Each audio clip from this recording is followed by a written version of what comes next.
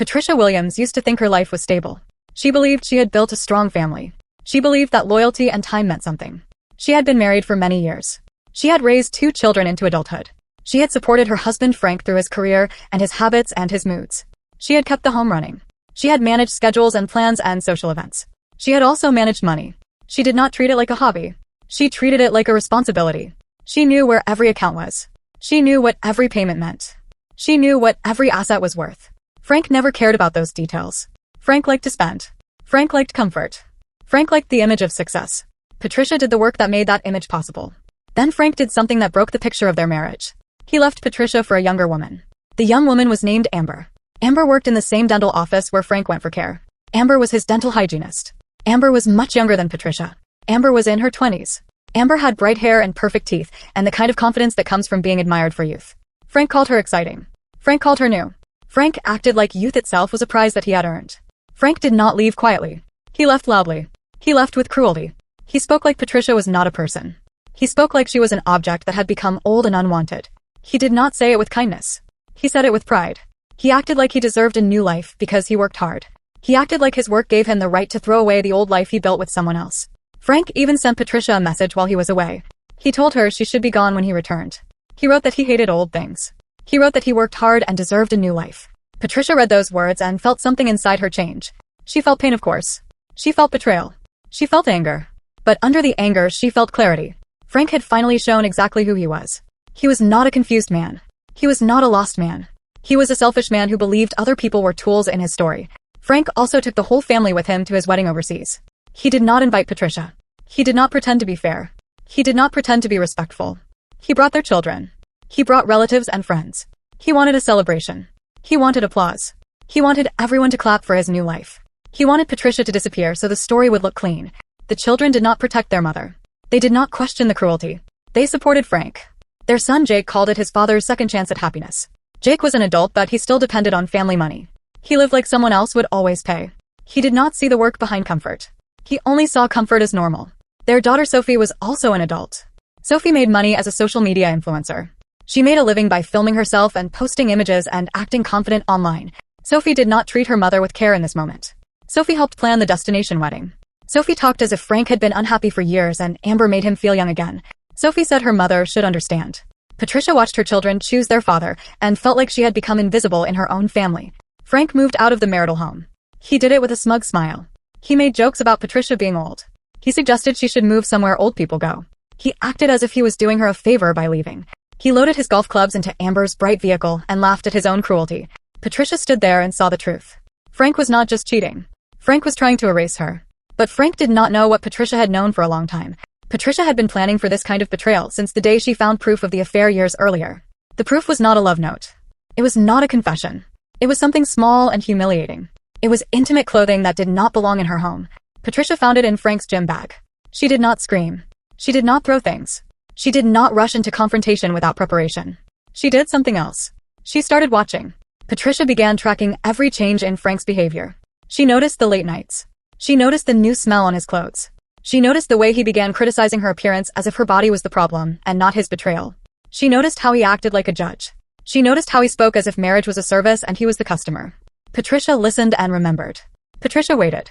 During those years, Patricia also looked deeply into the finances. Frank thought he was clever. Frank thought he could cheat and still keep control. Frank thought he owned everything because he lived in the home and drove the cars and bragged about the business. Frank thought that having his name attached to something meant he owned it. Patricia understood the difference between a story and a legal reality. Patricia had handled their money for decades. She knew which funds came from where. She knew what had been purchased with her inheritance. She knew which documents mattered. She knew what was only a habit and what was legally binding. She also learned more when the betrayal became open. When Frank left and made demands, Patricia moved fast. She did not waste time arguing with someone who wanted to humiliate her. She used lawyers. She used records. She used the law. Now the story reaches the moment Patricia enjoyed most. Frank and Amber returned from overseas. They came back laughing. They came back expecting a victory parade. They expected to drive into the familiar neighborhood and see the large house waiting. They expected a driveway and a garage and a pool and a neat lawn. They expected comfort.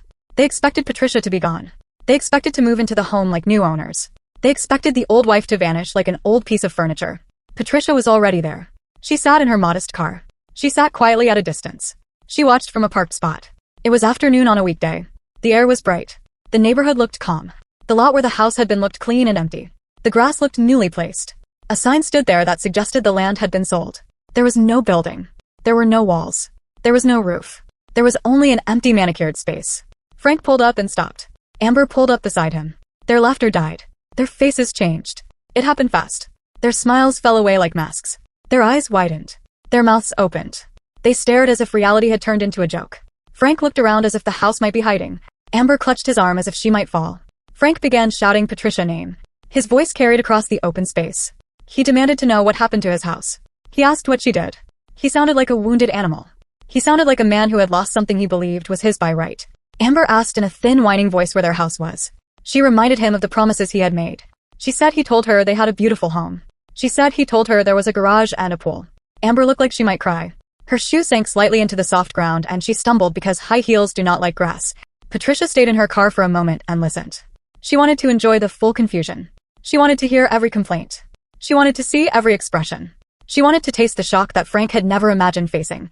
Patricia received a message from her divorce attorney Margaret Chen. Margaret was older and sharp and confident. Margaret had handled difficult divorces for many years. Margaret knew how people lie and how people hide money and how people try to intimidate. Margaret told Patricia the demolition was complete and Frank could not touch her legally. Margaret told her to enjoy the show. Patricia smiled because she trusted Margaret. Patricia had done everything carefully. Patricia had not acted out of reckless emotion. She had acted out of planned justice. Frank began calling someone on his phone. He likely called his lawyer. He likely expected the law to fix the problem for him. He likely believed he could shout and threaten and reverse reality. Patricia knew he could not. She knew what she had arranged. She knew what had been sold and how. She knew what the document said. Amber started crying harder. She told Frank she quit her job. She told him she gave up her apartment. She told him she believed his promise. Frank tried to calm her. He blamed Patricia. He called Patricia vindictive. He said they would fix it. He pretended it was a misunderstanding. But his voice betrayed fear. He was sweating through an expensive shirt that Patricia herself had once purchased for him. Even his clothing carried her invisible labor. Then Jake arrived. Jake drove an expensive car. Jake jumped out and looked panicked. He did not ask how his mother was. He did not look for Patricia with concern. He stared at the empty lot and demanded to know what happened because he expected to use that home too. He expected a place to land when life became inconvenient. Frank responded with anger and called Patricia psycho. Frank said it loudly in front of everyone. Patricia was recording everything. She had her phone ready. She had learned the value of evidence. Frank calling her psycho in front of witnesses was useful. Frank had made another mistake. Then Sophie arrived. Sophie stepped out of her bright car with her phone already filming. She could not resist turning pain into content. She gasped dramatically. She said her childhood home was gone. She treated it like a scene for her followers. Patricia saw it and felt a cold disappointment. Even now Sophie cared more about attention than truth. Frank announced that Patricia did this. Frank claimed Patricia sold the house while they were away. Amber looked confused and worried. Amber asked if Patricia could do that. Amber admitted she thought the divorce details would be handled later. That detail mattered. It suggested Frank had promised Amber a wedding even though his divorce was not final. It suggested Amber had rushed into something without protection. It suggested Frank had sold Amber a fantasy. Frank insisted Patricia could not do it. But he was lying and everyone could sense it. At that moment Patricia decided to step out and speak. Patricia rolled down her window and got out of her car. The family turned and stared at her as if she had appeared out of thin air. Frank looked stunned. Amber stepped backward. Jake looked confused as usual. Sophie turned her camera toward Patricia right away. Patricia greeted them calmly. Patricia asked how the trip was. Patricia smoothed her hair. She had changed her look. She had cut it shorter and made it brighter. She looked fresh. She looked like a woman who had stopped trying to please someone who hated her. Frank stared at her hair as if he could not accept that she could change without his permission. Frank demanded to know what she had done. Patricia answered in a casual tone. She said she sold the house. She said it was demolished. She explained that the new owners wanted a fresh lot. She added a small insult about the previous owner's taste in furniture. Frank grew furious. He insisted it was their house. Patricia corrected him. She pulled out a folder. She explained that the house had been purchased with inheritance money from her parents. She explained that her name had been the only name on the original deed. She explained that she later added Frank's name as a gift when she believed the marriage was solid. Then she explained that gifts can be revoked in certain circumstances. She mentioned adultery. Frank whispered that it was impossible. Patricia reminded him that legal documents are not based on feelings. They are based on paper and signatures and the source of funds. Amber stared at Frank and asked what Patricia was talking about. Amber looked smaller now. Her confidence began to collapse. Then Patricia delivered another truth. Patricia told Amber that Frank and Patricia were still married. Amber went pale. Amber asked if that was true. Patricia confirmed it. Patricia explained that Frank had told people he got married overseas. But a person cannot legally marry someone new while still married to someone else. Patricia explained that it can be considered bigamy. Frank stood there opening and closing his mouth without a real answer. Sophie stopped filming for a moment because she finally felt fear. Jake also looked alert because even he understood trouble. Frank tried to explain that paperwork was complicated. Patricia asked what paperwork he meant. She pointed out that Patricia never signed divorce papers. She pointed out that no legal marriage license existed for Frank and Amber. Patricia explained that at best they had a ceremony. A ceremony might be romantic, but without legal status it is not a marriage. Amber became furious and accused Patricia of ruining everything. Amber said she had plans. Amber said they were going to be happy. Patricia responded with calm questions. Patricia asked if those plans included living in Patricia's house. Patricia asked if those plans included spending Patricia's money. Patricia asked if those plans included replacing Patricia while Patricia disappeared. Patricia made it clear that she would not accept being erased. Sophie accused Patricia of being messed up and destroying lives because she was mad. Patricia responded that Frank destroyed her life first. Patricia reminded them Frank took the children and friends and social circle and tried to take the home. Patricia said the only thing he did not take was her mind. Frank demanded to know where they were supposed to go. He claimed he had rights and belongings. Patricia corrected him again. She said his belongings were in a storage unit across town. She gave him the unit number and a key. She said rent was paid for a short time and after that it was his problem. Frank stared at the key as if it was poison. Patricia said she kept what mattered to her and donated the rest. She said it was surprising how little mattered after she separated love from clutter. She kept family photos and her grandmother's china and that was enough. Amber then insulted Patricia. Amber called her a crazy old bat. Patricia smiled. Amber had threatened and insulted her in front of witnesses while Patricia recorded. That was useful for legal protection. It also gave Patricia emotional fuel for the next step. Patricia asked Amber how old she thought Patricia was. Amber shouted that Patricia was old enough to be desperate and pathetic. Amber accused Patricia of being bitter. Amber said Patricia was cruel. Amber said Patricia was in her early 50s. Patricia calmly confirmed her age. Patricia then pointed out that Frank was older than Patricia. Patricia pointed out that the age difference meant Amber was not saving Frank from an old life. Amber was joining an older man and calling his wife old as if time only counts for women. Amber tried to brush it off by saying age is just a number. Patricia agreed and then compared it to bankruptcy being just a word. Frank snapped his head up. He asked what she meant. Patricia reminded him about a business loan he signed. She reminded him that he co-signed it for Jake's latest idea. Jake had started a cryptocurrency project. Jake had promised big returns. Jake had convinced Frank it would be easy. Patricia revealed that the loan was overdue. Patricia revealed she had been covering payments for months. Patricia revealed she was done covering. Frank panicked because he understood what default meant. It meant creditors would come after assets. It meant ruined credit. It meant legal pressure. Frank asked Jake what happened. Jake tried to blame the market. Jake said crypto is volatile. Patricia said creditors do not care about excuses. Patricia said patience ends. She made it clear she would not continue enabling people who treated her like an object. Sophie asked what Patricia was saying. Patricia explained she was stopping the payments. Patricia explained she would no longer act like a convenient machine that produces money. Frank demanded she could not do it because it would hurt him. Patricia asked what assets he thought he had. Patricia reminded him the house was gone. Patricia reminded him accounts were being handled through divorce proceedings. Patricia hinted that credit card debt was about to become a serious problem. Then Patricia revealed more. Frank had been hiding debt. Frank had been spending money to impress Amber. Frank had been using secret cards and accounts. Patricia knew about them. Patricia had watched every pattern. She had records. Patricia announced a large amount of credit card debt in Frank's name. She listed the kinds of spending. She mentioned jewelry and trips and the expensive vehicle. Amber turned to Frank in shock and asked if the vehicle was paid for. Frank tried to insist it was paid for. Patricia calmly explained the monthly payment and insurance costs. Amber started doing mental math and her face showed fear. Amber asked Frank why he told her he was wealthy. Frank tried to blame Patricia and claimed he would get half of everything after divorce. Patricia cut him off. Patricia told him there was no everything to split in the way he imagined. There was debt. There were liabilities. There were consequences. Amber started to realize what she had done. She had quit her job. She had given up her apartment. She had attached herself to a man who was still married and drowning in debt. She had believed a fantasy. She had traded independence for a promise with no legal foundation. Patricia saw this realization land in Amber like a heavy stone. Patricia enjoyed it because Amber had joined the cruelty and acted proud of taking Patricia's place.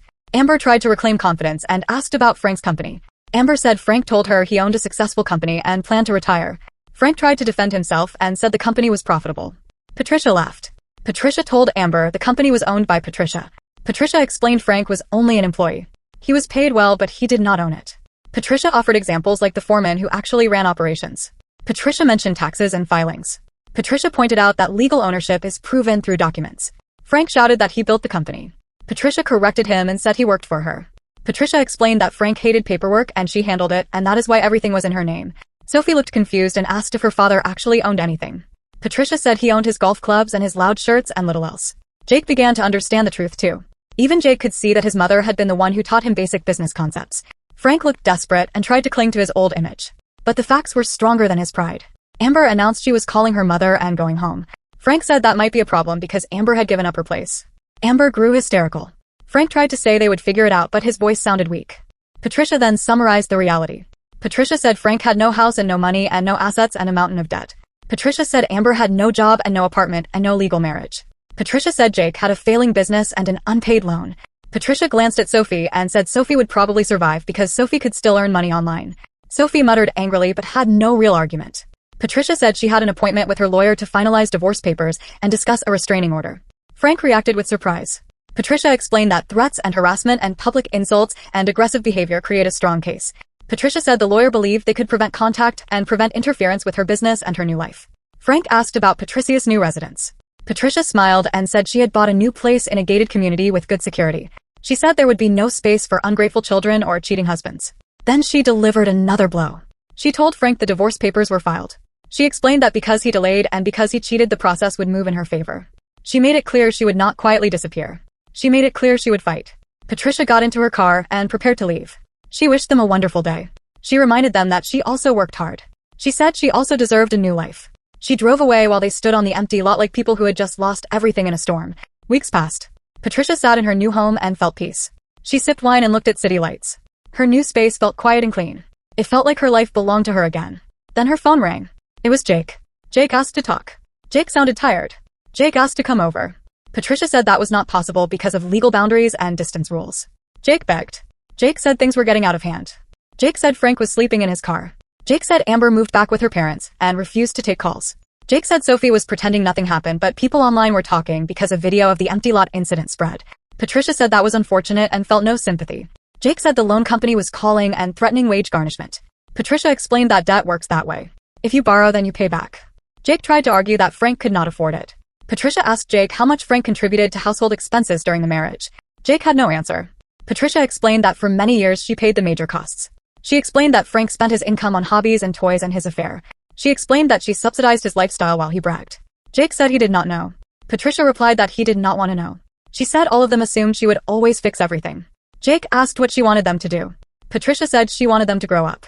She said she wanted them to feel real life and real consequences. Jake asked if they could move forward and be a family again. Patricia said they were never a real family in the way they pretended. She said it felt like she was raising people who treated her like hired help. Jake then revealed his true goal. He asked for help because Patricia had money. Patricia said yes, the business was doing well, and without Frank interfering it ran even better. Jake reacted with surprise and asked what she meant without Frank. Patricia revealed that Frank was terminated from the company because of behavior and performance issues. Jake accused her of destroying them. Patricia said she was not destroying them. She was simply refusing to clean up their mess anymore. The next day, Sophie tried to reach Patricia. Sophie showed up at the building and asked to see her. Sophie claimed it was urgent because Frank was in the hospital with stress and chest pain. Patricia agreed to meet Sophie in a public space. Sophie cried and explained Frank collapsed at a work site and was taken by ambulance. Doctors wanted to observe him. Sophie then admitted Frank had no insurance now and could not pay bills. Patricia explained that Frank could have maintained coverage through a continuation option, but he chose not to pay. Sophie did not even understand what that option was. Patricia realized again how sheltered her children were. Sophie begged Patricia to help. Patricia explained that she did not hate them, but she would not rescue adults from consequences they created. Sophie said Patricia could not retire from being a mother. Patricia said she could, and she did. Sophie offered to pay her back and promised change. Patricia said this was not only about money. It was about respect. Patricia asked when any of them asked how she felt. Patricia asked when any of them treated her like she mattered. Sophie could not answer. Patricia reminded Sophie about the overseas wedding planning. Patricia reminded Sophie about the message from Frank telling her to be gone. Patricia said Sophie assumed her mother would always be fine. Patricia said she was fine now because she chose herself. Even as Patricia held boundaries, she felt a small ache in her chest. Frank was still connected to her history. He was the father of her children. She was angry but not cruel in the way Frank was cruel. She did not want him to die. She wanted him to face consequences and learn. She also wanted to protect herself from manipulation. Then the legal fight changed again. Margaret Chen contacted Patricia and said there was a serious issue. Frank filed a counterclaim. Frank accused Patricia of hiding assets and damaging marital property. He wanted half of everything. He wanted part of the business. Patricia laughed at first because she believed she had everything covered. Then Margaret showed her documents about a trust created long ago. Patricia had established a family trust years earlier for planning and protection. Frank was listed in a role that gave him a possible angle. Frank hired an investigator who discovered it. Frank filed papers trying to access trust assets. Margaret warned that if a judge supported Frank's claim, he could threaten a large portion of what Patricia believed was safe. Patricia felt fear for the first time in a while. She sat in her beautiful new space and realized she might lose much of it. The law does not always match feelings. Sometimes selfish people use legal tools to harm others. Patricia understood that, and it angered her. Frank called Patricia with a proposal. He tried to sound confident. He offered a deal where he would drop the claim if Patricia stopped the divorce and returned to marriage and pretended nothing happened. Patricia refused. Frank pressured her and told her to be practical because court could cost her millions. He implied her pride was not worth it. In that moment, Patricia understood Frank still believed she was afraid. He believed money would control her. He believed she would choose comfort over dignity. Patricia realized something else. Frank still did not understand her. He did not know the full scope of what she had built. He did not know her full strength. He did not know her full resources. He did not know what she was capable of doing when pushed. Patricia ended the call and contacted Margaret. Patricia told Margaret it was time for the next phase. Patricia was ready to reveal everything and protect herself completely. Patricia was ready to show the court the truth and to show Frank that threatening her would not make her crawl back. In court, Frank arrived confident. His lawyer presented arguments about trust assets and marital property. The judge listened. Then Margaret presented Patricia's full financial picture. It was far larger than Frank believed. The trust Frank tried to grab was only a small slice. Margaret also presented evidence of Frank's spending on the affair. Records showed large sums spent on gifts and trips and luxury items. The evidence showed misuse of funds and serious wrongdoing. Margaret offered a settlement. Frank could keep personal items and receive a one-time payment. In return, he would give up claims and repay money misused through a structured plan. The judge advised Frank to consider it carefully. The alternative could include severe consequences. Frank finally understood he was not dealing with a woman who would fold. He was dealing with a woman who had records and power and patience. In the hallway, Frank tried to appeal to emotion. He claimed he did not know. He claimed he made mistakes. Patricia replied with clarity. She told him he spent years treating her like hired help while she built wealth and stability. She told him he wanted a new life and he could have it. She told him to take the settlement and learn how to live without using her. Frank signed. Patricia walked out feeling lighter. Winning was not only about revenge. It was about freedom. It was about no longer being controlled by someone who despised her. Later, Patricia focused on her new life. She built peace. She built routines that served her. She enjoyed quiet. She enjoyed safety. She enjoyed being valued. Over time, some relationships began to shift. Sophie eventually started to learn responsibility. Sophie sought real work and real structure. Sophie asked to meet her mother, not to demand money but to talk. Patricia agreed with firm boundaries. Patricia made it clear fairness mattered. Patricia made it clear respect mattered. Patricia made it clear that love without respect is not love. That is how Patricia reached the moment she smiled from her car while Frank and Amber stared at empty land. It was not magic. It was planning. It was legal knowledge. It was patience. It was a woman refusing to be erased. It was a woman who had been underestimated for years and finally decided to stop being quiet. It was a woman who understood that the best revenge is not chaos. The best revenge is control of your own life.